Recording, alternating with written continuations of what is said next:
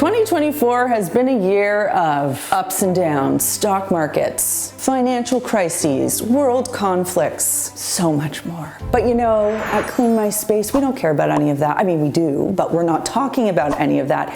We're just here to talk about cleaning and organizing and finding ways to make our lives a little bit simpler and a little bit easier and a little bit cleaner every single day. So what I wanted to do was pick my 6 favorite videos from the year and share them with you. I'm gonna give you little clips, and if you haven't seen these ones, please go check them out because they mean so much to me and to our audience, and I would love for you to see them.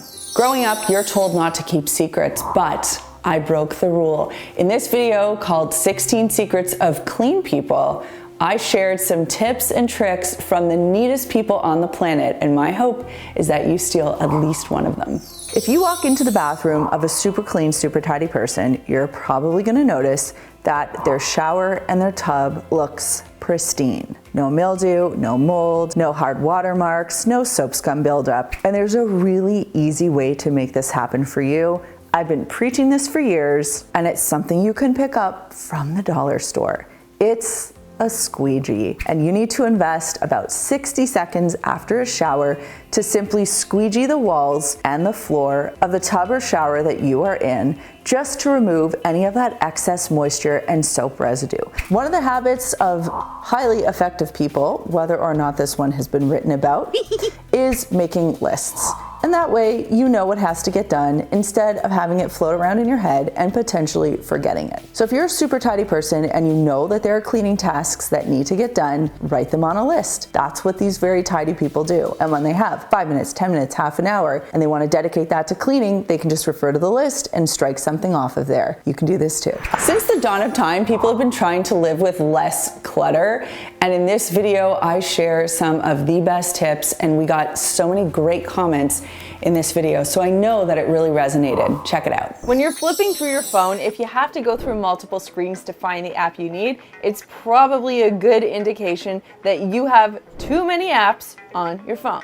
So here's what I suggest. Go through each app. If you haven't used it in 6 months, delete it. And if you need it, you can always re-download it. That's happened to me a few times, and I actually find this exercise helpful because it helps me realize, yeah, I really don't play that game anymore, or I never shop at that store, and it declutters your phone. And the truth is, just like there's actual physical clutter, there's digital clutter too. And if you can declutter your phone, you save memory, your phone works a lot faster, and it's a lot easier to find what you actually need. Learning to say no can be oh so hard, but it is one of the best skills you can develop. And I found that saying no to free samples, souvenirs, and things from well-meaning people like hand-me-downs can actually help me reduce the amount of clutter in my home. I was recently at a store and they gave away gift bags that day, and I actually just turned the gift bag down because there was nothing in there that I really wanted. Now, of course, if I did want something in there, sure, I would have taken it, but I knew that I didn't need it, so I left it there. The same thing happened to me when I was in Palm Springs. I did this really cool tram ride up to the top of a mountain, and they were handing out these keychains, and everyone took them. But then I said to the lady, thanks, but no thanks, because I'm not going to use it. So that was a great way just to not bring that clutter home with me. Whenever I'm talking to a friend, a family member, or a random person who finds me on the street and knows what I do for a living, they want to talk about what washer and dryer they should buy, or they want to tell me about their laundry appliances. Like, that's the conversation people want to have with me. So in this video, I share what I wish I knew before buying a washer and dryer, which is something that I say to you so that when you do go out and buy a new washer and dryer, you know all of the things to look for, good and bad.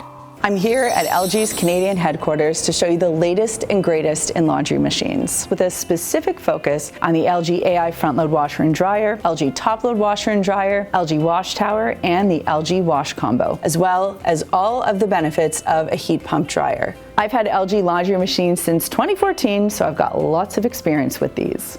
Side-by-side front load washer and dryer. These units offer greater capacity, ease of access, and can handle large loads of laundry.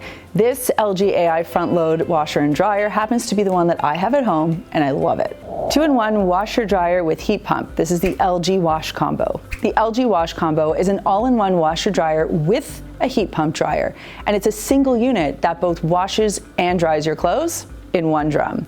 In Europe, this style of machine is very popular. It's making its way into the North American market now too. As people are moving into smaller spaces and require more flexibility with where they can do their laundry, these machines offer possibilities that didn't exist before, like putting laundry in a closet, in a bathroom, in a bedroom, basement, or garage. Now let me be clear, I'm not a doctor. You didn't think I was a doctor anyway. And I also want to be clear, I'm not a therapist. No one comes to me for therapy advice. But I do know how to get rid of one type of anxiety, and that's cleaning anxiety. So in this video, I'm gonna share with you how to ditch the cleaning anxiety and how to get more confident when it comes to cleaning and organizing your home. Last weekend, I had some rather good luck with cleaning. I went on a cleaning rampage and it lasted for about 2 hours. And when these special moments happen in my life, I don't question them, I just let them be. But then I do a bit of a post-mortem after, and I'm like, what happened there that I was so successful with cleaning? Because trust me, these moments don't happen often. And what I realized is rather than planning, which is actually something I talk about a lot here on the channel because it's a strategy that really works for a lot of folks. I actually didn't plan. I didn't overthink it. I just went. And I went with my gut. I looked around, I was like, that's messy, I gotta deal with it. Oh, there's this over here, gotta deal with that. Laundry, done. This thing needs to go to the basement. And I was just like all over the place. And I can't say that that makes sense all the time if we're thinking about being the most efficient when we're cleaning. For example, in the cleaning company, there's no way I would train someone to clean that way. But for me, it just seems like that's what I needed. I needed no plan, I needed to not overthink, and I needed to just do. And sometimes that is the best way to get something done. Benjamin Franklin, he was a chicken guy, right? He had a quote that went like this: don't put off until tomorrow what you can do today. And while he had a very successful chicken franchise, what we do know is that sometimes you do need to put things off. You just do. Okay, Benjamin, you just do. For the record, I do know who Benjamin Franklin is. Okay. This is a video that we have wanted to do at Clean My Space for many years, and after a lot of research and a lot of thought, we put together a video about cleaning with limited mobility. In fact, we put 2 videos together. I'm gonna share with you the first one, and someone made we got tons of comments on this video, but someone made a comment that says, do you know that 1 in 6 people in the world deal with some form of limited mobility? Now, I haven't fact-checked that stat, but I just remember reading it and being so jarred. Like, this is such a prominent thing, and I really wanted to talk about it, and I'm so glad that I was able to touch on that subject. So if you haven't seen that video yet, go check it out. If movement around the house is challenging, you might find that you prefer using satellite cleaning kits or smaller cleaning kits that you park in the key spaces around your home.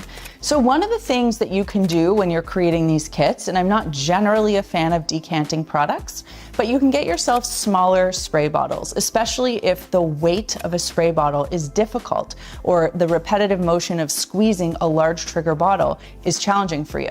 So you can find those smaller spray bottles that hairdressers use. They're about 4 ounces instead of a larger bottle that's 16.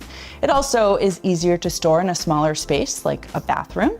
You can also include products in tools like small boxes of baking soda, a roll of paper towel, a few folded microfiber cloths, and make your kit easily accessible, easy to reach. So that way, if you need to do cleaning, you don't have to worry about going and finding your larger cleaning kit. You can just use what you have and replenish as necessary. I wasn't born with the interior design gene, okay? I have to read a lot of magazines, watch a lot of shows, consult a lot of friends, spend a lot of time on Pinterest for my house to look half as cool as someone who actually has their S together, all right? But what I do know is home staging, because in the cleaning business, we have to pull from what home stagers do to make homes look absolutely gorgeous for when clients come home.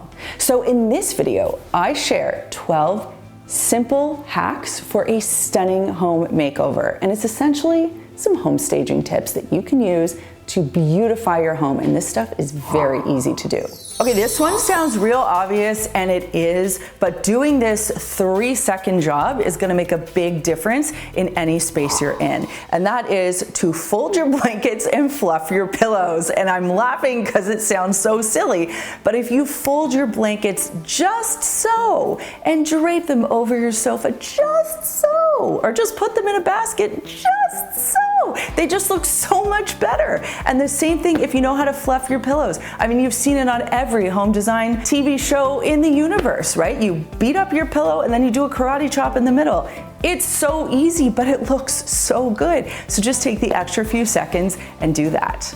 My best friend recently sold her house, and I remember the day the stager came in and made up her bed, and she walked me into her bedroom and she's like, my bed has never looked this good in my whole life. And that's because home stagers are installed with an extra chip in their brain, and they know how to make a bed to perfection. And I don't advise that you make your bed like this every day, but if you're having guests over and you know people are gonna pop in and they're gonna, oh, is that what your room looks like?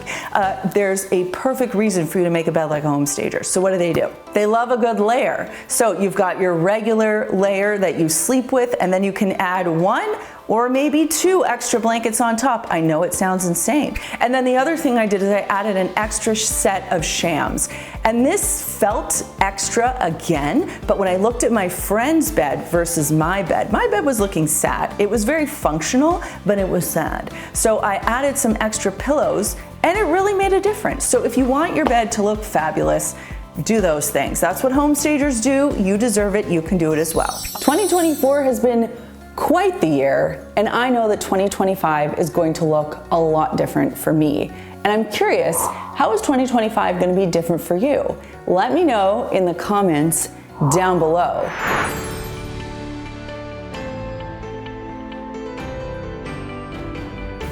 I've got some big news coming up, so make sure that you stay tuned for that. That's coming in 2025. Well, I hope these next few days bring you a lot of relaxation and fun and joy and health and happiness and time with people who you love, or at least can tolerate.